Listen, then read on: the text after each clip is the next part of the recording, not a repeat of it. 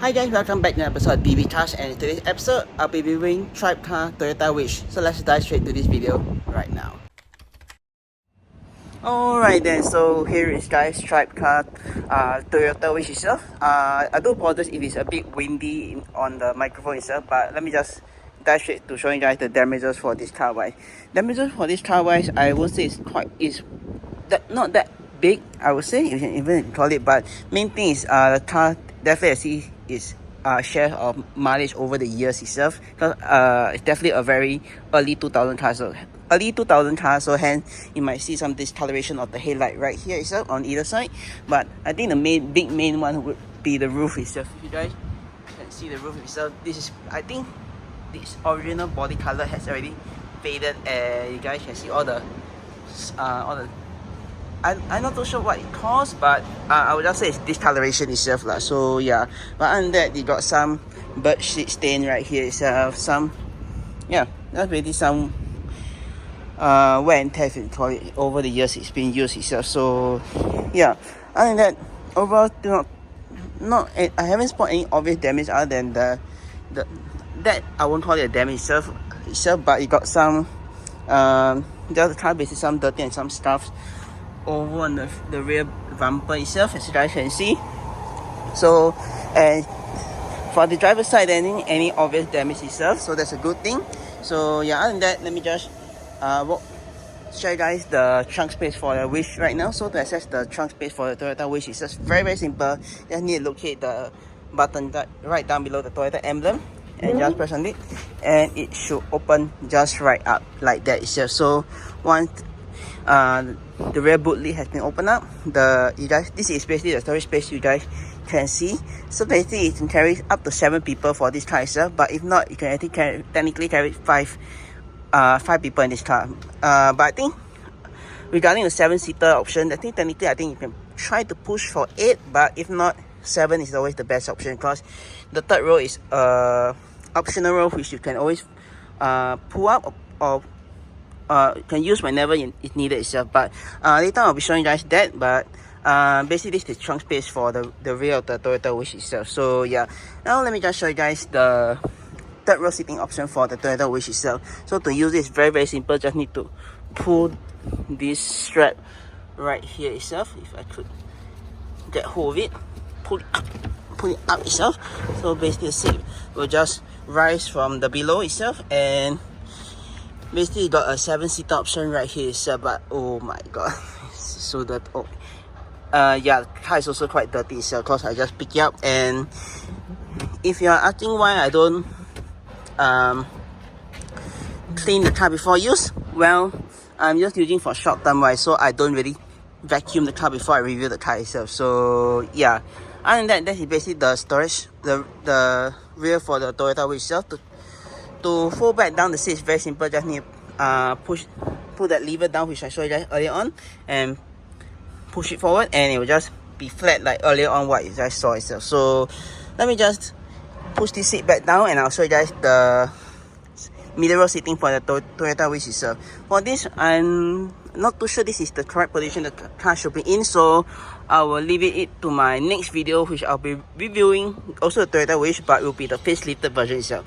That video wise should be coming out next month itself, so do keep look out for that. But for today's video wise, I won't be going too in depth about the third row seating for this Toyota Wish itself. So yeah, and I think if you guys want to know more about it, technically it's the same Wish itself, just that it's been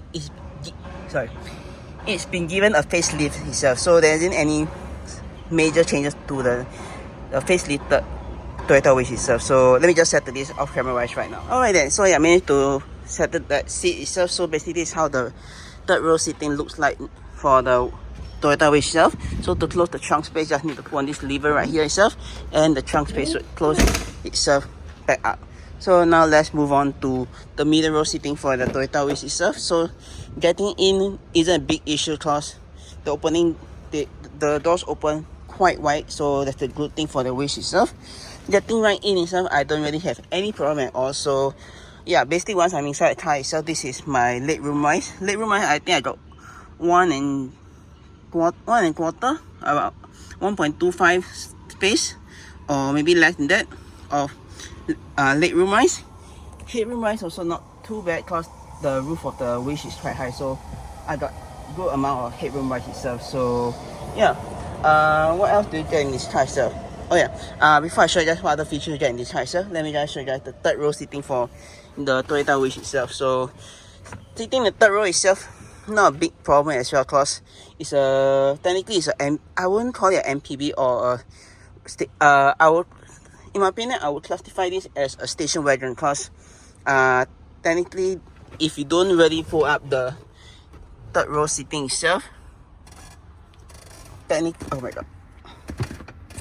Oh yeah, technically if you don't fold up the third row seating itself for this car itself, you could actually, oh my god, you could actually technically put, you could actually put quite a good amount of legroom wise in this car itself. So yeah, and that, let me just jump right out to this car first, because it'd be better if I show you guys some of the features on the outside more clearly itself. So basically on the outside here, what do you get? Well, basically you get some storage right here to put your drinks or stuff, other stuff you want to put right here. You got your door switches right here itself. You also got your grab handle right here to close the door itself, or grab hole itself. If not, you could always use that grab handle right here on either side of the car itself. So yeah, basically the driver's side has it as well. So yeah, and that that's, oh yeah, you also got some I almost forgot to point out, you also got some rear storage pocket right here to put your stuff itself lah. So yeah, oh yeah, and also you got center lighting right here for the vehicle itself. Let's say if you were to carry seven or more than 5 people, I would say. So yeah, oh yeah, in regard to the middle row seating itself just now, which I'm at, there isn't any big problem at all, cause the seating, the transmission tunnel for this isn't that big itself, so that's a good thing. So 3 full-grown size adults sitting inside here wouldn't be an issue itself. So yeah, and that, if anyone's wondering how to get back to the rear of the third row seating of the Toyota Wish itself, basically just need to grab on this handle right here itself, and the seat will drop down. You just need to push the seat forward and you can just step right in itself. So yeah, close it back up, it's very simple itself. Just need to push the seat back up. Yeah, and the seat will lock in position, and you can just adjust this according to your liking itself. So yeah, and that is all for the middle row seating for the Toyota Wish itself. The third row seating itself, I won't go in depth in this video itself, so I'll just save it for my next Toyota Wish video, which will be coming out next month, which I already mentioned to you guys. So yeah, let's just dive straight to the front of the driver's side right now itself. So alright then, now let's just step right into the driver cockpit of the Toyota Wish itself. So basically this is what you'll be seeing from the point of view itself. So yeah, one thing straight off the bat is, I think most of the early 2000 Toyota Wish itself has already seen its fair share of mileage itself. So the interior definitely will be very rough. So yeah, by rough I mean you can see all these very well worn out things right here itself. So yeah, but now let me just show you guys the storage option you have for this car itself. So basically you got one storage right here itself, you got a second one right here, right down below the first one. So I would say for this one right down below here, you could actually put quite a good amount of stuff, because it's quite deep compared to that at the top. So maybe if you want to put bigger stuff, you can put right at the bottom, and maybe your wallet or some smaller items right at the top itself. So yeah, and that is all for the storage option. Now let me just show you guys some other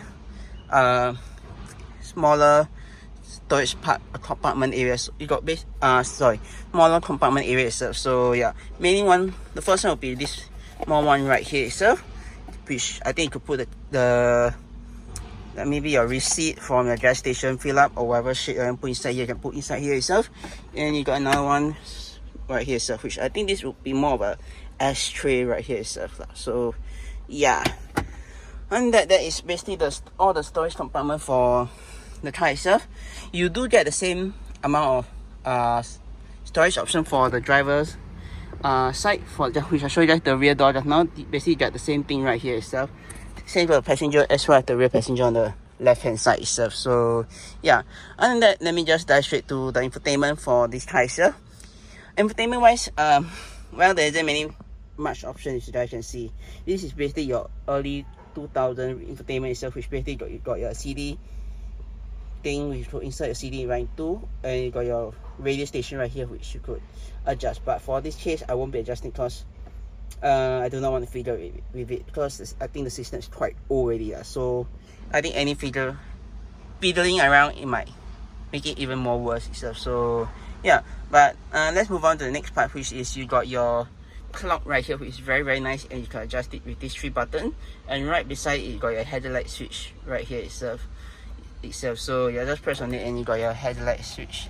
So yeah, moving on, you got your AC control vents right here itself. So basically later when I turn on the car itself, I'll show you guys more about it. But basically you got your fan speed control right here, this to recirculate or direct airflow into the car itself. You got AC to turn on the AC buttons, your auto climate to turn off the AC, and your front and rear AC venting stuff. So yeah, this mode thing I will show you just later on when the car turns on, because there's more things to show right beneath this screen itself. So yeah, right beside the AC controls you got your gear selector right here itself. So very simple itself, which I really like because it's very easy to reach itself when you're driving and just want to quickly select into a gear itself, compared to right down at the bottom here itself. So yeah, next part you got your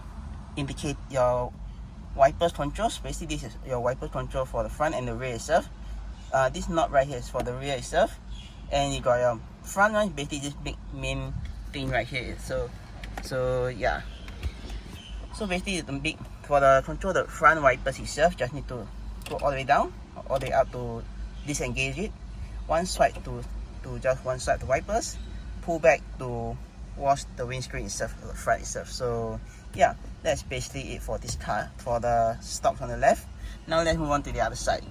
The stocks on the right is basically your indicator stocks and also your light switch itself. So basically to turn on the headlights, you just use this knob right here which could adjust or turn off itself. So yes, very self-explanatory itself. So moving on, next part you got your, I know to this day I still haven't figured out what this does, but I know what this does is basically controls your mirrors itself. So basically if you guys want to adjust your mirror itself, you could do that by pressing the left or right hand side button and adjusting with this thing right down below itself. So yeah, and this is to fold in the mirror itself, but unfortunately for this feature itself, the driver's side mirror does fold in, but the passenger side does not. So I think maybe the motor for that left side is already spoiled itself. So yeah, let's move on to the next part, which is right down below. You got your hood release button, which you could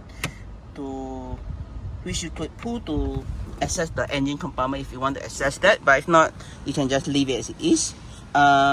Next part you got your mirror control switches right here itself, which not mirror control, your windows control switches right here itself.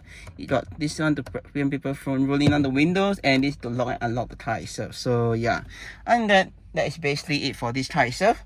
Now let me just show you guys some last few now let me just show you guys the seat controls for this car itself. So yeah, so basically to adjust the seat it's just very simple. You just need to pull this to adjust the how far or how backward you want to be to the steering wheel itself. And you got this two seat control right here to adjust the height and angle of the seat itself. So yeah, it's very simple and self-explanatory once you guys are in the seat itself. So yeah, let's move on to the next part, which is to adjusting the steering wheel itself. To adjust the steering wheel itself is also very simple. Just need to pull on that lever right down below here itself, and the steering wheel will drop, and you can adjust it according to how you're liking itself. And that's basically it for this car itself. And now let me just turn on the car itself to show you guys some of the features on this screen right here itself. But before I do that, let me just show you guys the gauges for this car itself. So basically it's very simple itself. On the left you got your rev gauge, center is your speedo, and on your right is your fuel gauge itself. Right, this small screen right here itself is your odometer itself, which will adjust with this button right here itself. So basically you can just cycle through all the things that are on that screen itself. So yeah, and that let me just turn on the car for you guys right now. So to turn on the car is just very simple. So basically, oh yeah, this is the key if anyone's wondering. Very old, early 2000 traditional key itself. So basically just need to slot it right into the ignition switch, turning on for accessory power, and just hold it in, turn on the car itself. So right now the car is fully turned on. So yeah, basically this right here is your volume knob to adjust the volume itself. So yeah, this I basically, like I mentioned already, I won't be going through itself, so I'll be skipping that. But the one that I'll be going through will be showing, I'll be talking more about it, will be this screen right here itself. So as you guys can see, the car is now turned on itself. This is your fan speed button, which you can see through here. Your mode button is just pressing through this feature right here itself. So yeah, and you got your temperature gauge right here, which could adjust, which you could cycle itself. So yeah, other than that, that's basically all the controls I want to show you guys for this car itself.